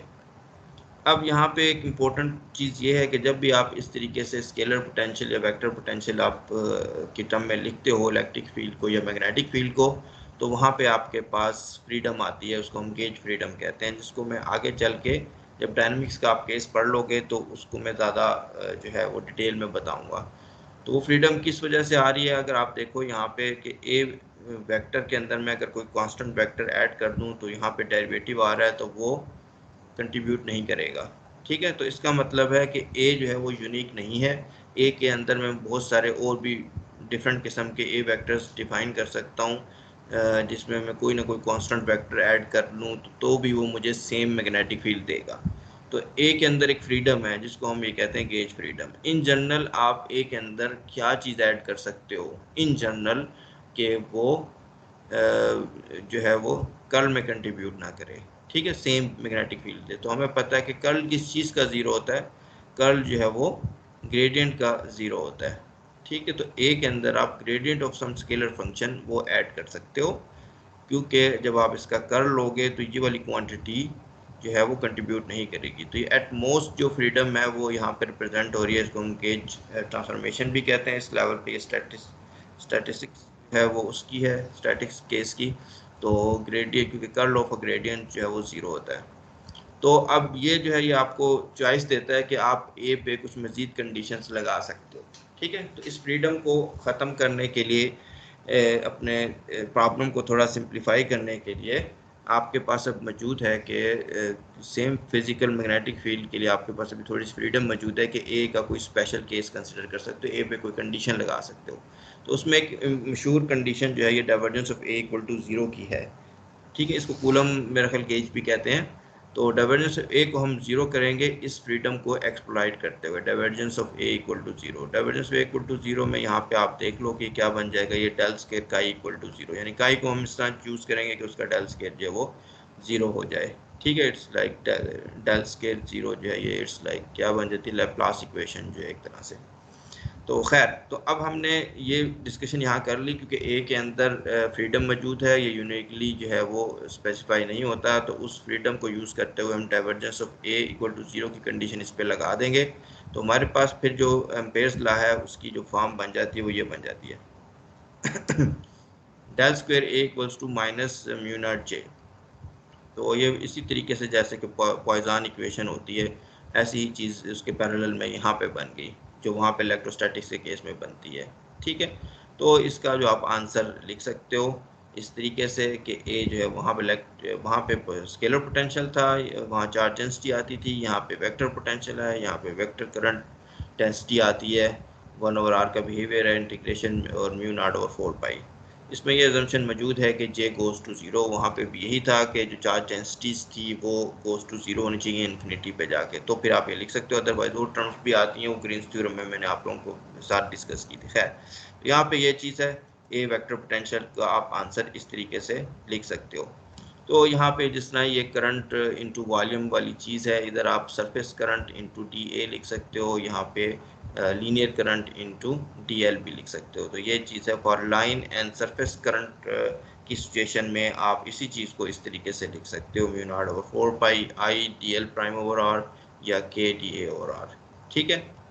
और मज़ीद आगे अगर आप कुछ सिमेट्रिकल सिचुएशन में वेक्टर पोटेंशियल अगर आपने निकालना है तो आप या तो ये फार्मूला यूज़ कर सकते हो जिसमें current density, volume current density है, सरफेस करंट डेंसिटी है या लीनियर करंट डेंसिटी है, या फिर आप बिल्कुल जिस तरह एम्पेयर लॉ वगैरह है जिसमें सिमेट्रिकल सिचुएशन में आसानी के साथ निकल आए, तो आप एक और चीज़ यूज़ कर सकते हो, वो यहाँ पे लिखी हुई है, उसको मैं बता देता हूँ ये क्या है। इसमें मैंने ए डॉट डी एल को इंटीग्रेट किया ओवर अ क्लोज लूप, उसको कन्वीनियंट लूप कह लो आप। ठीक है। जब आपने इसको इंटीग्रेट किया है तो यहाँ पे आप स्टोक्स थ्योरम जो है वो लगा सकते हो और इस लीनियर इंटीग्रल को एरिया इंटीग्रल जो सरफेस इंटीग्रल है उसमें कन्वर्ट कर सकते हो। ठीक है, लाइन इंटीग्रल को। तो ये यहाँ पे फिर आपके पास कर्ल ऑफ ए आ जाएगा, और curl of A by definition is equal to B. तो बी डॉट डी ए जो है, जैसे electric field E dot D A वो इलेक्ट्रिक फ्लक्स बनता है, यहाँ पे बी डॉट डी ए जो है वो मैग्नेटिक फ्लक्स जो है वो बन जाता है। ठीक है। तो यहाँ पे ये मैग्नेटिक फ्लक्स बन जाता है। और तो अब हमें देखना है कि किस तरीके से ये चीज़ यूजफुल बनती है। ठीक है। तो आगे मैं एक एग्जांपल कराऊंगा आप लोगों को, where phi is the flux of B through the loop. ठीक है। स्पेशल फ्लक्स है जो कि इस लूप में से गुजरने वाला फ्लक्स है। ठीक। यहाँ पे हम करते हैं एक एग्जांपल, है 5.12। ठीक। अच्छा, इससे पहले अगर कोई क्वेश्चन है तो आप ब्रेक करके मैं पूछ लूँ, अगर किसी का कोई कंसर्न है।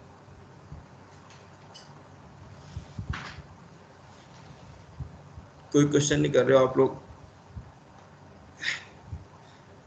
जहांगीर ने कहा भी था आप लोगों को क्वेश्चन करना है, दो क्वेश्चन हर बंदे ने करने हैं।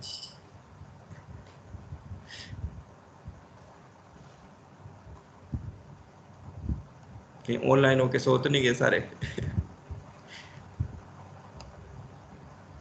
अच्छा चलो सही है।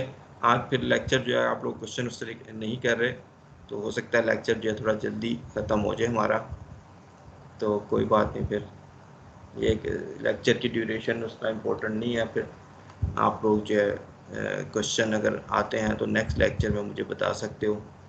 तो बस ये है कि मटेरियल हम कितना कवर करेंगे उस हिसाब से ही हम चलेंगे। ठीक है।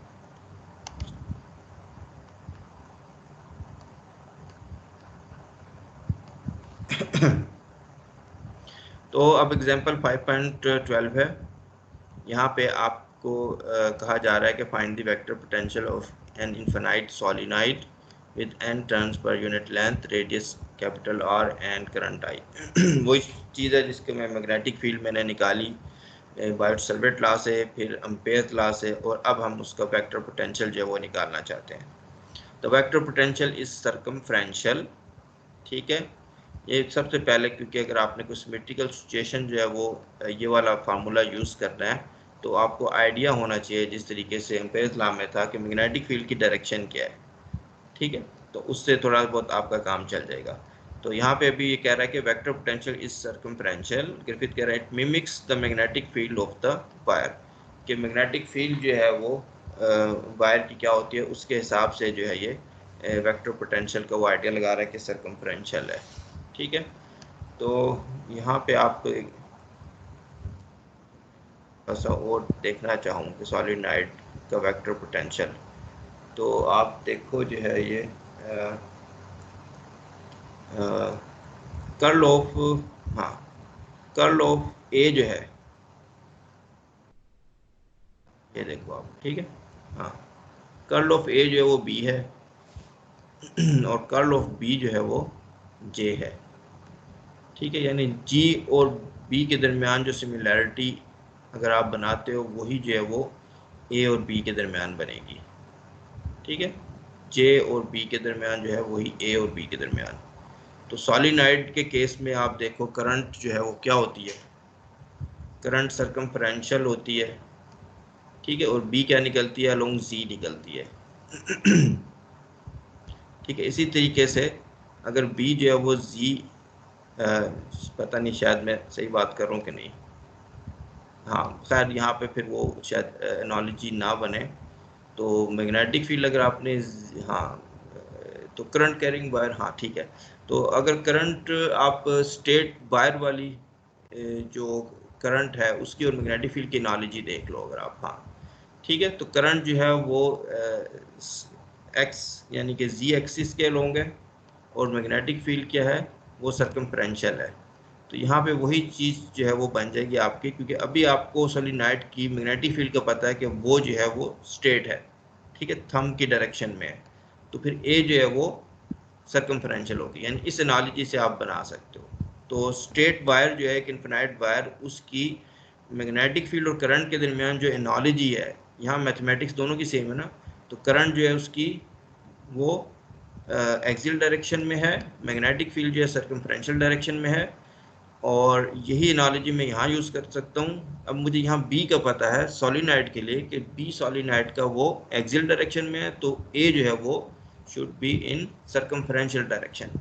तो ये एक एनालॉजी यूज़ करते हो आप गैस कर सकते हो कि ए की डायरेक्शन क्या होगी, ठीक है। जहाँ पे शायद इसने जो लिखा हुआ है वो बिल्कुल ये इस बात को मैं ये इसी की तरफ इशारा कर रहा है कि it mimics the magnetic field of a wire.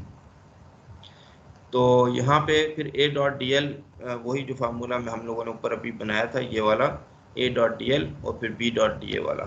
तो A dot D L Amperian loop आपने लगा लिया इसका, और ए जो है क्योंकि सर्कमफ्रेंशियल है, एम्पीरियल लूप आपका जो है वो सोलिनॉइड के इनसाइड और आउटसाइड हो सकता है, ठीक है। इनसाइड और आउटसाइड जो है वो बिल्कुल जो है वो सर्कमफ्रेंशियल डायरेक्शन में। तो ए डॉट डी एल ये इनसाइड है, A two pi S equals to B dot D A, और यहाँ पे जो है मैग्नेटिक फील्ड आप लोगों को पता है कि उसके इनसाइड होती है, और वो होती है म्यू नॉट एन आई, और एरिया जो है पाई एस स्क्वायर। तो यहाँ से आपके पास वेक्टर पोटेंशियल आ गया mu naught N I over two S phi for S less than capital R. Capital R जो है रेडियस है उसका सोलिनॉइड का, तो ये सिचुएशन है। अब अगर आपने बाहर निकालना है तो उस इंपीरियल लूप को बड़ा बना दें कैपिटल आर रेडियस से। For an Amperian loop outside the solenoid the flux is, तो राइट हैंड साइड तो इसकी सेम ही रहेगी, ये लेफ्ट हैंड साइड, सिर्फ राइट हैंड साइड में फर्क पड़ेगा। अब बी डॉट डी ए आपका बनेगा म्यू नॉट एन आई। अब क्योंकि ये सारी जो मैग्नेटिक फील्ड है वो इनसाइड है, तो वो पाई आर स्क्वायर आ जाएगी, ठीक है, पाई आर स्क्वायर आ जाएगी। एस आपका बड़ा है आर से, उसके बाहर मैग्नेटिक फील्ड नहीं है, वो कंट्रीब्यूट नहीं करेगी। यहाँ पे क्या है, एस जो है वो आर से छोटा है, तो जितने हिस्से पे लूप है उतनी ही करंट कंट्रीब्यूट करेगी। तो ये थोड़ा सा फर्क आ जाएगा, ये आपका आंसर बन जाएगा फिर ए इंटू टू पाई एस, और यहाँ पे एस की जगह कैपिटल आर लिख दिया आपने, तो फाइनल आंसर आपका ये बन गया कि S greater than capital are. A equals to mu naught n I divided by 2 r square over s 5 unit vector for s greater than capital R। तो ये मैग्नेटिक फील्ड आपकी यहाँ पे ये जो है वेक्टर पोटेंशियल बन गया। और वेक्टर पोटेंशियल जो आप देख लो दोनों में ये अज़ीमुथल डायरेक्शन में है, दोनों का डिपेंडेंस थोड़ा सा डिफरेंट है। इनसाइड जो है वो लीनियरली चेंज हो रहा है एस के साथ, और आउटसाइड जो है वो 1 ओवर एस के साथ बिहेव कर रहा है। तो अब यहाँ पे एक क्वेश्चन मैं करता हूँ आप लोगों से। पहला क्वेश्चन इसमें क्या होना चाहिए कि हम क्या चीज़, ये हमें वेक्टर पोटेंशियल निकल आया लेकिन हमें मैग्नेटिक फील्ड तो पता है। तो मैग्नेटिक फील्ड जो है वो हम निकाल सकते हैं वेक्टर पोटेंशियल से किस तरीके से, कि कर्ल ऑफ ए करके कर्ल ऑफ ए करके हम मैग्नेटिक फील्ड निकाल सकते हैं, ठीक है। तो क्या आपको लग रहा है कि ये जो वेक्टर पोटेंशियल है ये आपको सही आंसर दे देगा? फॉर एग्जाम्पल पहले हम डिस्कस कर लेते हैं S greater than capital are में, ठीक है। तो हमें पता है कि बाहर जो है मैग्नेटिक फील्ड ज़ीरो है, बाहर मैग्नेटिक फील्ड ज़ीरो है, तो इसका मतलब है, बज़ाहिर मुझे ये लगता है इसका मतलब ये होना चाहिए कि बाहर जो है वेक्टर पोटेंशियल में कर्ल नहीं होना चाहिए, क्योंकि बी जो है वो क्या है, कर्ल ऑफ ए, उसमें कर्लिंग नहीं होनी चाहिए। लेकिन यहाँ आप देख रहे हो कि फाई जो है वो एजीमुथल डायरेक्शन में है, तो उसके अंदर कर्लिंग मौजूद है। तो आप लोगों में से कोई इसके मुतालिक कोई कमेंट करेगा कि वेक्टर पोटेंशियल जो हमने निकाला है, ठीक है, वो एजीमुथल डायरेक्शन में है, उसमें कर्लिंग है, लग रही है कर्लिंग, बज़ाहिर कर्लिंग लग रही है। तो आउटसाइड अगर मैं कर्ल ले लेता हूँ इसका, तो मुझे लग रहा है जैसे कि इसमें कर्ल इसका नॉन ज़ीरो होगा। कर्ल नॉन ज़ीरो होगा तो मैग्नेटिक फील्ड भी नॉन ज़ीरो होगी, जो कि सही नहीं है। तो हमने जो वेक्टर पोटेंशियल निकाला है, क्या वो सही नहीं है? तो आप लोग इस पर कोई कमेंट करना चाहते हो, कोई करना चाहे?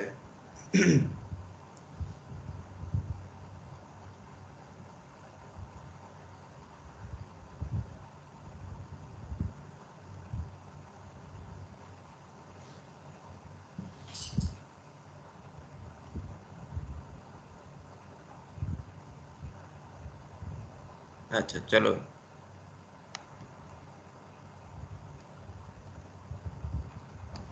अच्छा इसमें देख लो फिर आप लोग ये।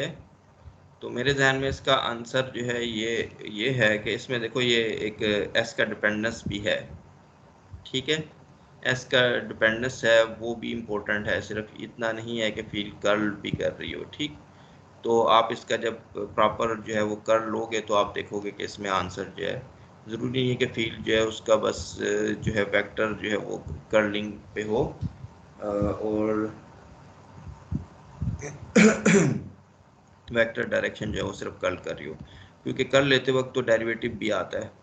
लेट से अगर मैं इसको एस को फिक्स कर लूँ, तो एक्स फिक्स करके देखूँ तो एक कांस्टेंट वेक्टर बन जाता है जिसमें कर्ल है, और जिसमें कर्लिंग नज़र आ रही है, हमें कांस्टेंट वेक्टर में कर्लिंग नज़र आ रही है। लेकिन वो जो है वो फिर जब आप कर्ल में डेरिवेटिव आता है तो वो उसको ज़ीरो कर देगा, ठीक।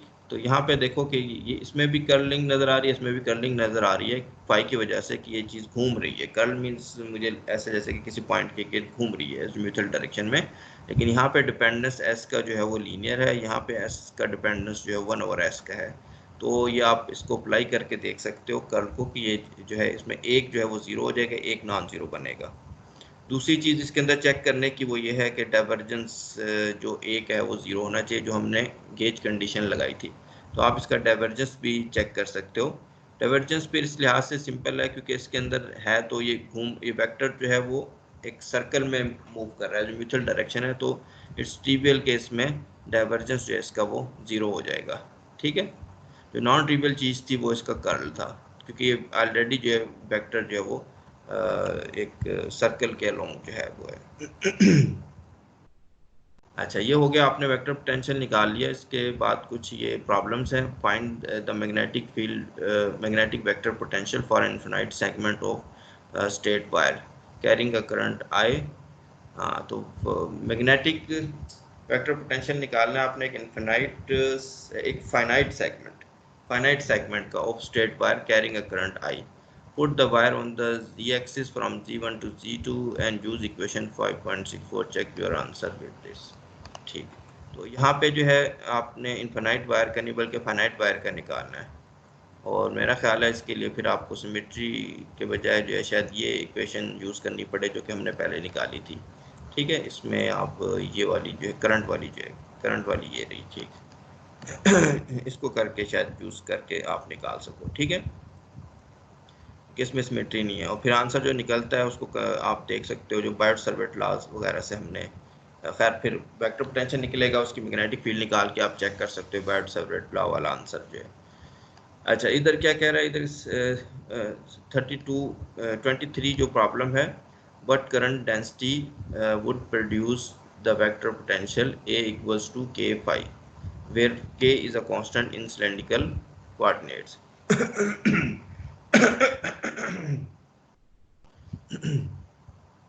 तो यहाँ आपको A गिवन है, आपने इसकी क्या करंट डेंसिटी निकालनी है।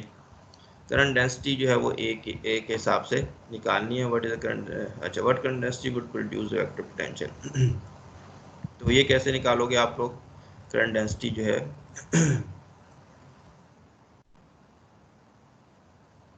करंट डेंसिटी जो है वो इसमें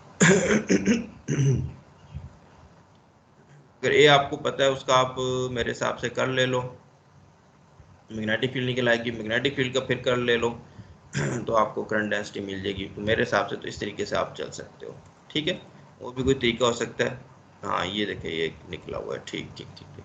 तो वही चीज़ है दो कर्ल वाली अगर तो डाइवर्जेंस ऑफ ए इसका ज़ीरो है। तो फिर आप डेल स्केयर ए से निकाल सकते हो। Del square A equals to minus mu naught J, J जो है वो del square A divided by minus mu naught. Divergence पे अगर जीरो है तो डाइवर्जेंस पे क्या जीरो है इसका, अगर नहीं है तो फिर आप वही कर्ल ऑफ कर्ल वाली चीज़ पूरी करोगे तो देख लेते हैं इसका। हाँ, तो डाइवर्जेंस का ज़ीरो होगा क्योंकि ये जो है एजिमुथल डायरेक्शन में है, ठीक है, तो इसमें डाइवर्जेंस नहीं है इस वेक्टर में, वैसे भी के जो है वो कांस्टेंट है, तो डेल स्क्वायर लेके आप निकाल सकते हो। अच्छा, if B is uniform, problem 5.24, if B is uniform show that A equals to -1/2 R cross B works. तो B अगर यूनिफॉर्म है तो वो कहता है कि आप शो करो कि ये जो चीज़ है, ये जो चीज़ है ये काम करती है।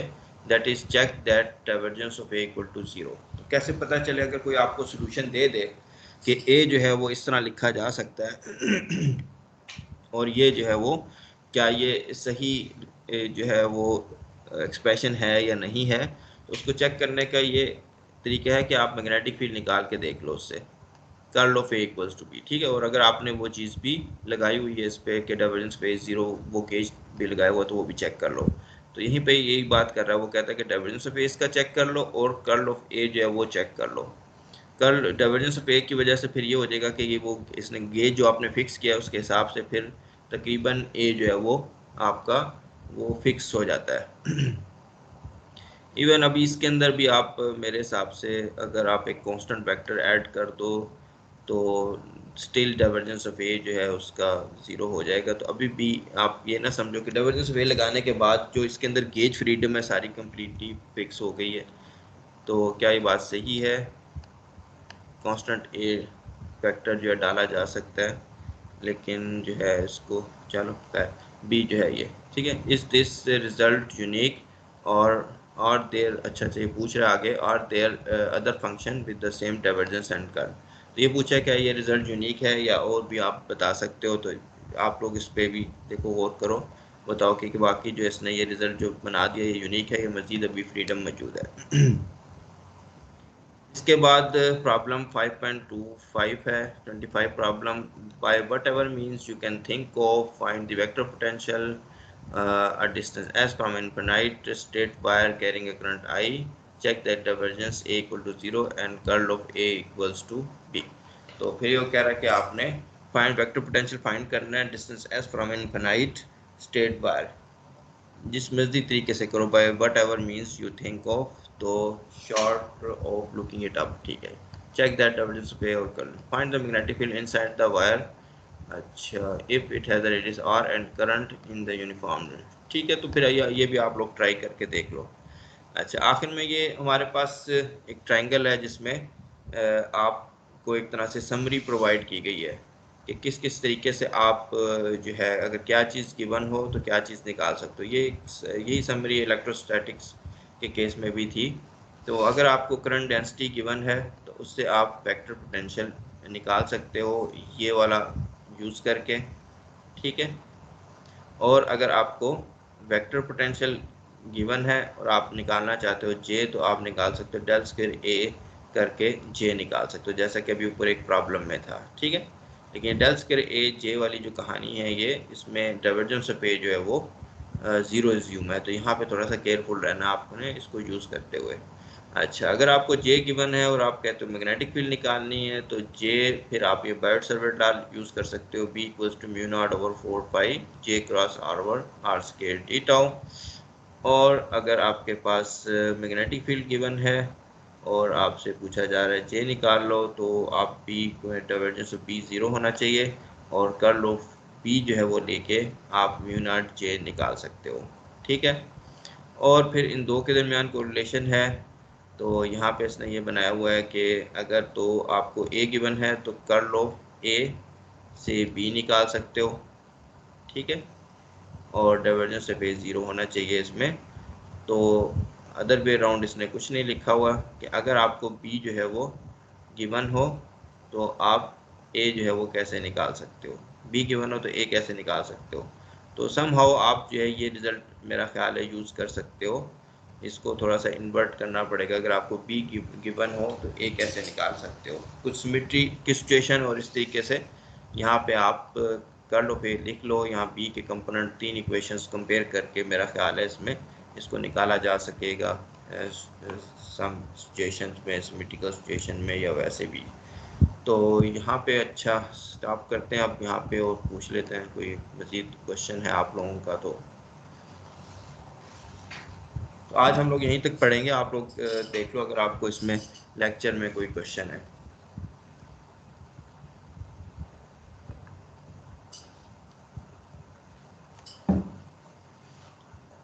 तो इस लेक्चर में देखो आप लोग, हम लोगों ने क्या क्या चीज़ें जो है वो आज पढ़ ली। इसमें डाइवर्जेंस और कर्ल की डिस्कशन मैंने शुरू की और उसमें जो है आपने एक ये देखा डाइवर्जेंस ऑफ बी जो है वो ज़ीरो होता है। डाइवर्जेंस ऑफ बी ज़ीरो होने की मैंने आपको बताई थी physical significance in general, but divergence of B zero है क्योंकि मैग्नेटिक चार्जेस जो हैं वो एग्जिस्ट नहीं करते, मैग्नेटिक मोनोपोल्स जो हैं वो एग्जिस्ट नहीं करते, इसलिए डाइवर्जेंस ऑफ बी जो है वो ज़ीरो है। इसके अपोजिट जो है आगे चल के मैं इस पर थोड़ा सा आपको एक चीज़ सोच रहा हूँ करवाने की, वो डराक मोनोपोल वाली सिचुएशन, ठीक है। वो एक छोटा सा मेरा ख्याल है 10-15 मिनट में आपको मैं समझा पाऊँगा कि डराक ने किस तरीके से जो एग्जिस्टेंस है मैग्नेटिक मोनोपोल्स का वो किया था असर्ट के जो है वो एग्जिस्ट करते हैं। अगर मैग्नेटिक मोनोपोल अगर एग्जिस्ट करते हैं तो चार्ज जो है क्वांटाइजेशन एक्सप्लेन हो जाती है। चार्ज क्वांटाइजेशन का मतलब है कि चार्ज इन टर्म्स ऑफ, तमाम चार्जेस जो हैं वो इन टर्म्स ऑफ ई या इलेक्ट्रॉन के चार्जेस की टर्म में लिखे जा सकते हैं, ठीक है। तो वो इस चीज़ को जो है वो कहता है कि एक्सप्लेन हो सकता है अगर मैग्नेटिक मोनोपोल्स हैं वो एग्जिस्ट करते हैं। तो चार्ज क्वांटाइजेशन, क्योंकि चार्ज जो क्वांटाइज है वो एक ऑब्जर्वेशनल फैक्ट है, उसने इसको कनेक्ट कर दिया with the existence of magnetic monopoles, ठीक है। इस सिंपल ऑब्जर्वेशन, तो बहुत ही ज़बरदस्त किस्म का वो पेपर है और फिर इसकी आगे बड़ी एक्सटेंशन है ग्रैंड यूनिफाइड थ्योरीज वगैरह में।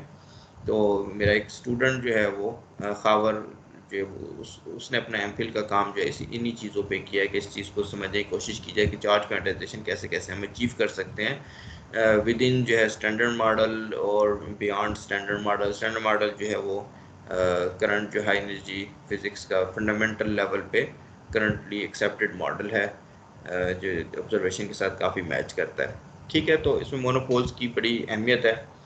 तो डाइवर्जेंस ऑफ बी ज़ीरो होने से मुतल्लिक एक छोटा सा लतीफ़ा भी आप लोगों को सुना देता हूँ मैं। तो यहाँ पे कोई शख्स था, वो सेमिनार दे रहा था और डाइवर्जेंस ऑफ बी जो है वो ज़ीरो निकला। तो ऑडियंस में से किसी ने पूछा भी ये डाइवर्जेंस ऑफ बी ज़ीरो जो है ये इससे इससे बी के मुतल्लिक क्या बता सकते हो आप, ठीक है। डाइवर्जेंस ऑफ बी अगर ज़ीरो है तो ये क्या बताता है आपको, इस तरीके से। तो फिर वहाँ पे जो है वो ऑडियंस काफ़ी देर बाद जब वो जवाब नहीं दे पाया तो ऑडियंस में से एक शख्स ने कहा भाई देखे भाई इससे आपको ये बता सकते हो ना कि बी ज़ीरो है, ठीक है। तो वो तो खैर बड़ी ट्रिवियल ऑब्जर्वेशन के बी ज़ीरो है, जो चीज़ पूछी जा रही है मतलब आप लोगों से कि वो असल में उसकी फ़िज़िकल सिग्निफिकेंस क्या है। खैर वो बी ज़ीरो है, उसके बाद जो है वो तो एक और दूसरा शख्स जो है वो उसको जो है कहता है वो तुम्हें ये भी नहीं पता, बी ज़ीरो नहीं, बी अगर कांस्टेंट हो तो भी जो है वो उसका डाइवर्जेंस है वो ज़ीरो हो सकता है। तो खैर ये दोनों ऑब्जर्वेशन जो है ये बड़ी ट्रिवियल ऑब्जर्वेशंस हैं कि बी ज़ीरो है या बी कांस्टेंट है। इन जनरल खैर आप देख सकते हो कि बी को आप कर्ल ऑफ ए लिख सकते हो, ठीक है। डाइवर्जेंस जो है वो कर्ल का ज़ीरो होता है। तो क्वेश्चन जो है वो ये है कि इसकी सिग्निफिकेंस क्या है। डाइवर्जेंस ऑफ बी जो है वो ज़ीरो क्या है, जो मैंने आपको थोड़ी बहुत बताई यहाँ पे कि इसमें मोनोपोल्स, ठीक है। ये बस ऐसी चीज़ है कि ये अक्सर ही मैक्सवेल इक्वेशन से रिलेटेड क्वेश्चन किया जाता है डाइवर्जेंस ऑफ बी की क्या इंपॉर्टेंस है। तो वो है कि मोनोपोल्स जो हैं वो एग्जिस्ट नहीं करते, ये बताता है, ये फिजिकल सिग्निफिकेंस बताता है। एस अगर इसको कंपेयर करो आप डाइवर्जेंस ऑफ ई के साथ, डाइवर्जेंस ऑफ ई जो है वो रो बाय एप्सिलॉन नॉट है, ठीक है। तो ये होगी दूसरी जो इक्वेशन है आपकी, कर्ल ऑफ बी जो है वो म्यू नॉट जे के बराबर है। ये एक ऐसी इक्वेशन है जो इलेक्ट्रोस्टैटिक्स में कर रही है होल्ड, आगे चल के जब हम मैग्नेटोस्टैटिक्स में होल्ड कर रही है। तो आगे चल के जब आप इलेक्ट्रोडायनेमिक्स पढ़ोगे जहाँ टाइम वेरिंग चार्जेस और करंट्स वगैरह से डील करेंगे हम, वहाँ पे ये चीज़ चेंज हो जाएगी और इसके अंदर एक और पार्ट आ जाएगा, ठीक है। तो कर्ल ऑफ बी जो है म्यू नॉट जे जो है ये। इसके बाद जिस तरीके से इलेक्ट्रिक फील्ड जो है वो उसका कर्ल इलेक्ट्रोस्टैटिक्स में ज़ीरो होता है, आप देखोगे कि आगे चल के डायनामिक वाले केस में कर्ल ऑफ ई भी ज़ीरो नहीं होगा। तो कर्ल ऑफ ई हमने 0 लिया इलेक्ट्रोस्टैटिक्स में, वहाँ पे इलेक्ट्रिक फील्ड को आपने एक स्केलर पोटेंशियल के तौर पे लिख लिया, क्योंकि कर्ल ऑफ अ ग्रेडियंट जो है 0 होता है, तो electric field is a gradient minus gradient of phi scalar potential. इसी चीज़ को यहाँ यूज़ किया हमने कि डाइवर्जेंस ऑफ बी 0 है, तो हम यहाँ भी एक चीज़ बना सकते हैं, वो ये बना सकते हैं कि डाइवर्जेंस ऑफ कर्ल जो है वो 0 होता है। तो आपने बी को लिख लिया कर्ल ऑफ ए, ठीक है। तो कर्ल ऑफ ए लिख लिया, बस बी हम निकाल लेते हैं अगर वहाँ से बायोट सेवरेट लॉ से और जो है एम्पेयर लॉ से, तो हमें इस चीज़ की क्या ज़रूरत है। तो आप इन सम सिचुएशंस में जो ये वेक्टर पोटेंशियल है ये बड़ा आसानी पैदा कर देता है। जिस तरीके से आपका स्केलर पोटेंशियल जो इलेक्ट्रिक फील्ड वगैरह निकालने के लिए आसानी पैदा कर देता है कुछ सिचुएशन में, उसमें कम इंटीग्रेशन करनी पड़ती है या ऐसी सिचुएशन होती है वहाँ पे, यहाँ पे भी ये काफ़ी बन जाता है, आसानी पैदा कर देता है। तो ये स्केलर पोटेंशियल और वेक्टर पोटेंशियल आप देखोगे आगे रिलेटिविटी के पोर्शन में ये कंबाइन हो जाते हैं। इसको ए म्यू करके मैं लिखूंगा, ए म्यू, इसे टाइम कंपोनेंट जो स्केलर पोटेंशियल है और स्पेस कंपोनेंट ए वेक्टर कंपोनेंट। ये जब आप क्वांटम मैकेनिक्स ऐड करते हो, रिलेटिविटी के साथ कंबाइन करते हो, तो ये एक बहुत इंपॉर्टेंट क्वांटिटी बन जाती है। ये ज़्यादा फंडामेंटल रोल प्ले करती है as compare to electric field and magnetic field, ठीक है। तो ये पोटेंशियल्स जो हैं ये पोटेंशियल फील्ड्स बन जाती हैं और ये ज़्यादा इंपॉर्टेंट रोल प्ले करते हैं। इससे रिलेटेड हार्नोव बूम इफेक्ट भी है, तो इनकी अहमियत आगे चल के और ज़्यादा बढ़ जाती है, ज़्यादा फंडामेंटल लेवल इलेक्ट्रोडायनेमिक्स वगैरह पे, ठीक है। तो वो तो खैर इलेक्ट्रोडायनेमिक्स जो है जो क्वांटम इलेक्ट्रोडायनेमिक्स जो है क्वांटम इलेक्ट्रोडायनेमिक्स जो है, ठीक, तो उधर जाके बहुत ज़्यादा उसकी अहमियत बन जाती है। तो इस लेवल पे जो है आप खैर इसमें रिलेटिविटी में आप थोड़ी सी इसकी अहमियत देखोगे इन पोटेंशियल्स की, और फिर ज़्यादा आगे जो है एडवांस कोर्स अगर आप चाहे एडवांस क्वांटम मैकेनिक्स में या क्वांटम फील्ड थ्योरी के कोर्स में आप लोग दे सकते हो क्वांटम इलेक्ट्रोडायनेमिक्स में, कि ये जो है पोटेंशियल्स कितने इंपॉर्टेंट हैं। तो यहाँ पे फिर आपने देखा कि वेक्टर पोटेंशियल फिर हम लोगों ने निकाला। फिर वेक्टर पोटेंशियल और ये पोटेंशियल में एक इम्पोर्टेंट कंसेप्ट है कि ये यूनिकली जो है स्पेसिफाई नहीं होते, इनके अंदर फ्रीडम होती है, ठीक है। वो फ्रीडम जो है कि इस तरीके के इसमें कुछ भी आप एक बहुत से डिफरेंट किस्म के स्केलर और वेक्टर पोटेंशियल यूज़ कर सकते हो which will correspond to same electric field and magnetic field. तो फिजिक्स सेम फिजिक्स को वो डिस्क्राइब करेंगे लेकिन डिफरेंट होंगे। तो यहाँ पे फिर एक इस फ्रीडम को हम कहते हैं गेज फ्रीडम, और फिर इसको आप जब प्रॉब्लम सॉल्व करते हो उसको फिक्स करते हो, मुख्तलिफ किस्म के जो गेज फिक्सिंग जो है वो मतलब लोगों ने बनाई हुई है मुख्तलिफ गेज फिक्सिंग किस्म के ऑप्शंस जो हैं, जिसमें से कूलम गेज है, अगर लॉरेंस गेज, बहुत सारे गेजेस वगैरह हैं। तो हम लोग जो यूज़ करते हैं वो डाइवर्जेंस ऑफ ए जो है divergence of A equal to 0 हमने यूज़ किया। और आगे चल के इसी गेज फ्रीडम की बड़ी इंपॉर्टेंस है क्वांटम इलेक्ट्रोडायनेमिक्स में। तो तमाम जो थियरीज़ हैं फंडामेंटल लेवल पे जो हमारी करंट अंडरस्टैंडिंग है वो सारी गेज थियरीज़ हैं, और गेज उसका ताल्लुक यहाँ से आप समझ सकोगे, हल्का फुल्का यहाँ से समझ सकोगे, ठीक है। तो खैर डाइवर्जेंस ऑफ ए जो है वो 0 किया, उसके हिसाब से आपने वेक्टर पोटेंशियल देखा कि हम लोगों ने निकाला। और यहाँ पे फिर हमारा जो है वो मैग्नेटोस्टैटिक्स का एक हद तक पोर्शन जो है वो ख़त्म हो गया। इसमें मज़ीद थोड़ी सी जो है मल्टीपोल एक्सपेंशन में डिस्कस करना चाहूँगा नेक्स्ट लेक्चर में, जो कि मैंने वहाँ पे भी इलेक्ट्रोस्टैटिक्स के केस में की थी। मल्टीपोल एक्सपेंशन थोड़े से जो है वो मैग्नेटिक मोनोपोल्स जो हैं वो हम लोग मैग्नेटिक डायपोल्स जो हैं, मैग्नेटिक डायपोल्स, और थोड़ा सा ये डिस्कशन कर लेंगे, तो फिर हमारी यहाँ की जो है वो डिस्कशन कंप्लीट हो जाएगी, ठीक है। अगले लेक्चर में तकरीबन ये कंप्लीट हो जाएगी या उसके दरमियान में ही, और हम इलेक्ट्रो डायनेमिक्स जो है, ठीक है, time varying electric magnetic field की तरफ आ जाएंगे और मैक्सवेल इक्वेशंस की तरफ आ जाएंगे, ठीक है। चलो अब आप लोग यहाँ पे हम लोग स्टॉप करते हैं, और फिर इंशाल्लाह नेक्स्ट लेक्चर जो है वो हमारा ट्यूसडे को है। ट्यूसडे को मेरा ख्याल है सुबह 9 बजे। चलो सही है, तो मैं स्टॉप कर देता हूँ।